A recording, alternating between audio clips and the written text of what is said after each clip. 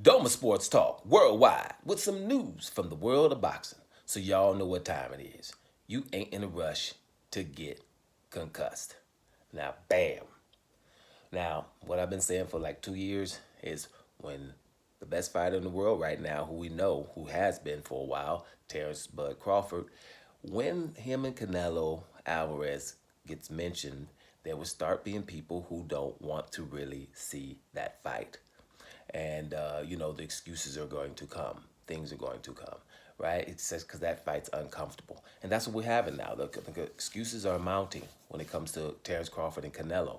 And, like I've been saying over the years, and now we all seem to know that it's true, when you hear Terence Crawford, there's just things we don't listen to, right? But when people talk about him, they think, it's crazy compliments that they give him. Some are not even trying to, but they give him these compliments over the years. And I'm just going to say the one that I say the most, because it's one of the biggest things. It's like almost having a championship belt, if not even bigger than a championship belt. It's not bigger than Undisputed, but championship belt. And that's Manny Pacquiao. Because when we sit back, and if you were a casual fan or just a fan for the last 15 years, you would hear about Manny Pacquiao going through the weight divisions, having great fights, beating legends and things like that. An 8 division champ, which I would say he's about a 6 division champ, but okay, whatever.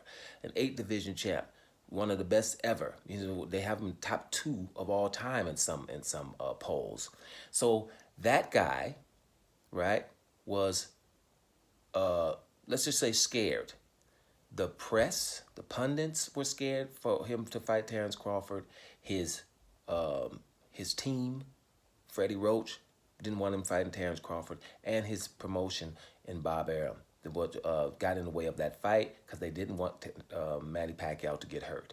That, I will continue to say, is a badge of honor. That's not something that was hidden under the rug. That's something that was open. Now, the reason why that's just huge, because you can't just say Manny Pacquiao's so awesome and then that's not huge. That is a badge of honor because everyone else, Manny Pacquiao doesn't have any history of avoiding anybody, right? Kind of just with Floyd Mayweather when he didn't want to fight Floyd Mayweather taking dope tests. That's the other thing with Pacquiao. Other than that, Pacquiao trying to fight everybody, and except Terence Crawford, and no one wanted him to do it. He's well-being, worrying about if he's gonna get hurt. Now, when it came to Errol Spence, who was also a great fighter, let's not twist that. Manny Pacquiao would say he could beat Errol Spence. He's too slow, right? Matter of fact, him and Errol Spence fight was actually on until Errol Spence, I think, what was it? It was at the torn retina and he couldn't fight, right? But that fight was already on, and everybody was okay with that. No one was really worried about Manny Pacquiao's well-being, right?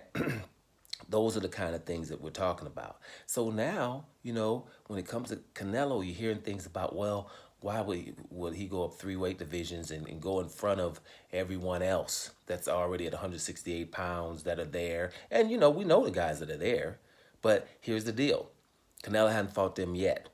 He ain't in a rush to fight them, and he ain't going to fight none of the David Morrells and the David Benavidez and Demetrius Andrades. He ain't fighting them anyway. That would have happened already. One of them he could have fought for 10 years. So those are fighters who he's not fighting, and he's not getting stripped of his belts. So therefore, he's not going to be in a rush to do that, right? Because he's going, think about it. He's fighting somebody 2 divisions lower than him, and it's not getting stripped by anybody. Matter of fact, they're not even rushing him around. So, but he's allowed to fight Jermell Charlo, who's 2 weight divisions lower, right? But when you mention Terence Crawford, who's 3 weight divisions lower, then it's all of a sudden a problem. And why is he getting to go in front of the other fighters that are already there? But you're doing that right now with Jermell Charlo. You understand? The same thing. Jermell Charlo is undisputed, and he's smaller, but we still think he's going to give him a good fight because he's also undisputed and has showed his resilience. I think Terence Crawford fits that bill. He showed his resilience, and he's also undisputed in 2 weight divisions. And let's be real, as a public, we know we would rather have Terence Crawford just move 1 division more up to 154 and fight Jermell Charlo or Tim Chu if he was undisputed or whoever was undisputed. He's trying to have legacy or historical fights, and that's what he deserves to have.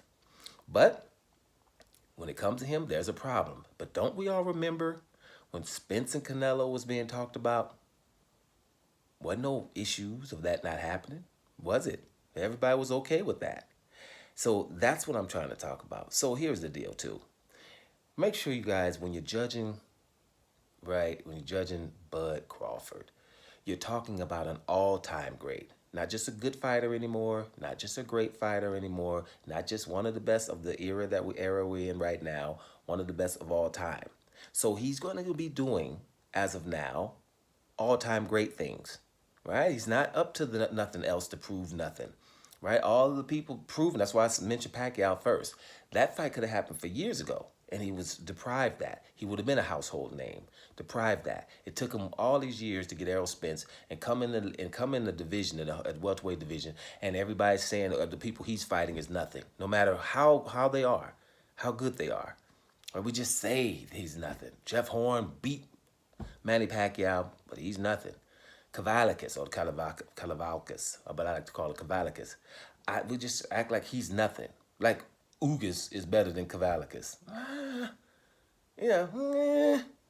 Right? We just say, resume from Earl Spence is way better than Terence Crawford and stuff like that. Right? When Terence Crawford fought Sean Porter or Kell Brook, they were, a shadow of themselves. Right, and stuff like that, just to deprive the man of his props, which he's supposed to get. The man is the baddest dude out here.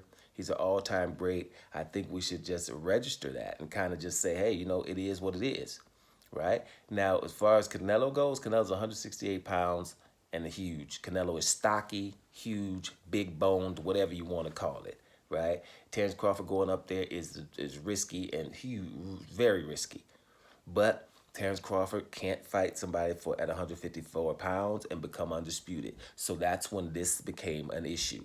And if there's somebody who can do something ridiculous, like give Canelo a run for their money from 3 divisions down, it's Terence Crawford. So let's just see what happens and stop making excuses. When other people want to fight Canelo, or when Canelo want to fight everybody, I think, they might well fight Terence Crawford. He done fought some Yildirim, some Amir Khans, and and some smaller Cottos and a lot of stuff. Some Josecito Lopez's and stuff like that. That's smaller than him, right? Especially when he was 155. So it's no difference here. The difference here is Terence Crawford is so awesome that ain't nobody want to really see him fight Canelo, because what the hell will happen if he messed around and won? Doma Sports Talk worldwide. Bam. And I'm about to here.